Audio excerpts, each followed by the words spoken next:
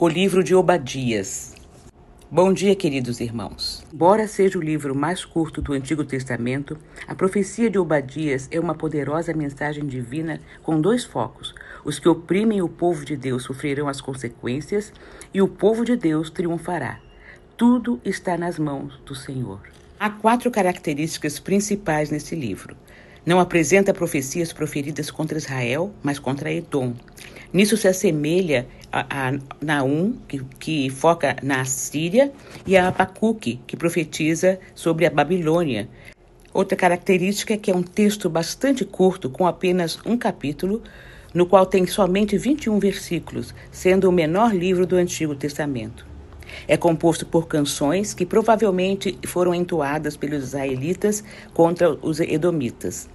Também não sabemos praticamente nada sobre Obadias, senão o seu nome, que significa servo do Senhor, especialmente porque, apesar de existirem pelo menos 12 pessoas com o nome de Obadias do Antigo Testamento, nenhum parece ser o profeta que escreveu este livro.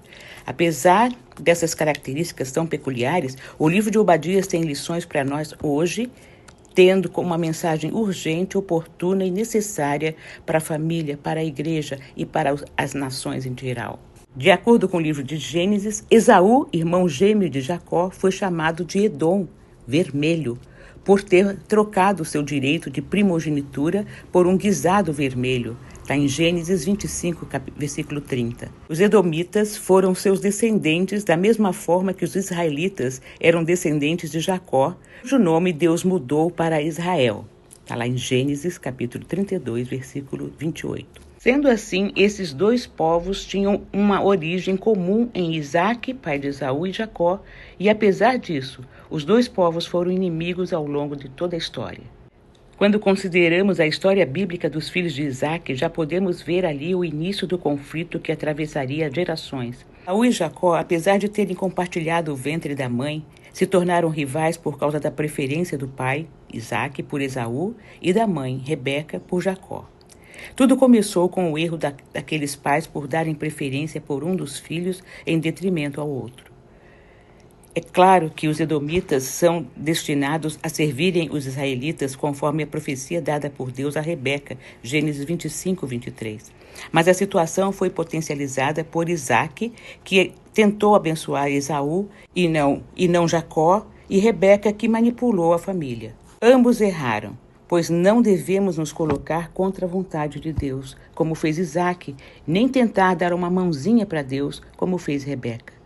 O pastor Hernandes Dias Lopes diz que essa falta de sabedoria dos pais plantou no coração dos filhos semente maldita da inimizade, do ódio e da competição.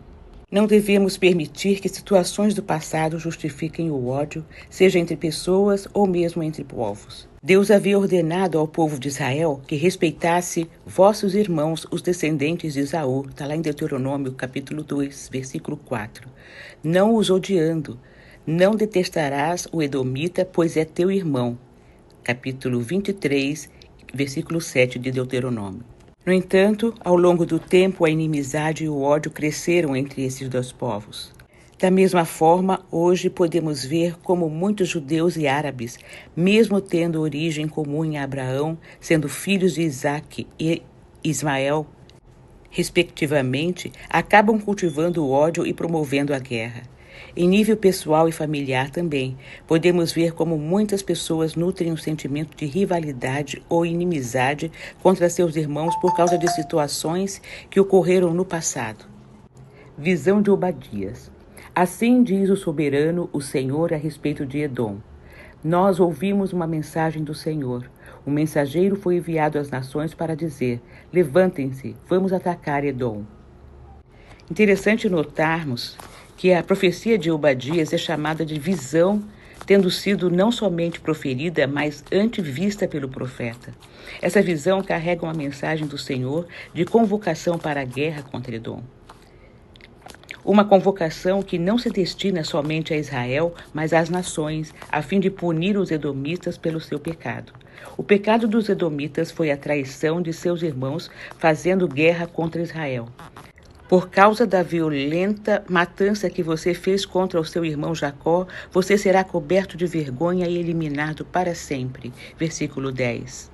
Essa ideia de traição por causa da origem comum dos povos era tão forte que também foi destacada por outro profeta, Amós. Assim diz o Senhor, pelas 3 transgressões de Edom, sim, pela 4ª, não retirarei o castigo, pois perseguiu seu irmão com espada e sem nenhuma compaixão, despedaçando sem parar com a sua fúria e conservou sua indignação para sempre. Amós, capítulo 1, versículo 11. Em ambos os casos, os povos são vistos como fossem personificações de Esaú e Jacó, sendo chamados dessa forma, de modo que a traição é vista como entre irmãos. Essa traição resulta em livramento para Israel e desgraça para Edom. Aqui não se trata de vingança, mas de justiça. Pela mão de Deus, a situação vai se inverter, ocorrendo a destruição dos edomitas como realização do castigo de Deus.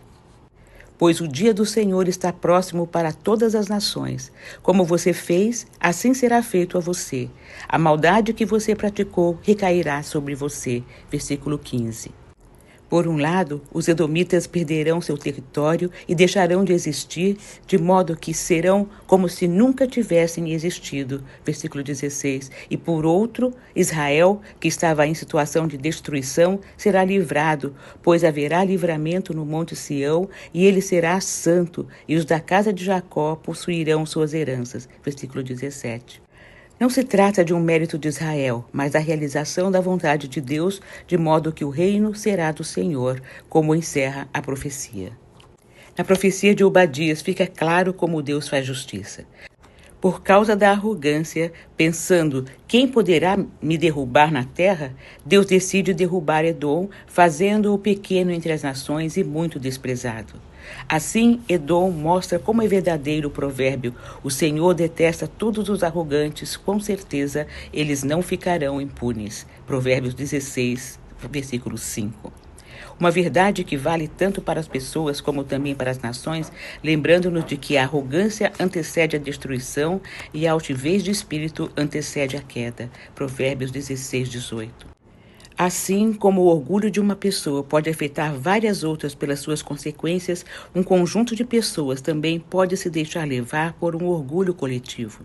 Quantas nações se acharam melhores do que as demais ao longo da história, justificando guerras e até escravidão?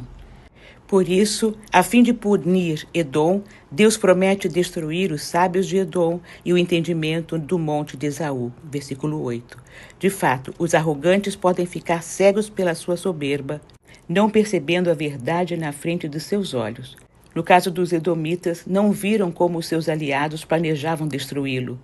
E no caso dos orgulhosos, em geral, esses muitas vezes deixam de ver o fim do caminho que estão escolhendo, ignorando aqueles que o alertaram e os avisos que Deus coloca em seu caminho. A profecia de Obadias nos ensina várias lições para a nossa vida. Em primeiro lugar, nos ensina a seriedade do conflito dentro das famílias, podendo não apenas fazer o ódio e a rivalidade crescerem através do tempo, mas até mesmo atravessarem gerações, resultando em um ódio entre diferentes povos, como ocorreu entre os israelitas e os edomitas no passado, assim como ocorre entre muitos judeus e árabes hoje. Em segundo lugar, nos ensina o perigo da arrogância e seu efeito, o qual pode levar não apenas pessoas, mas até mesmo nações à ruína.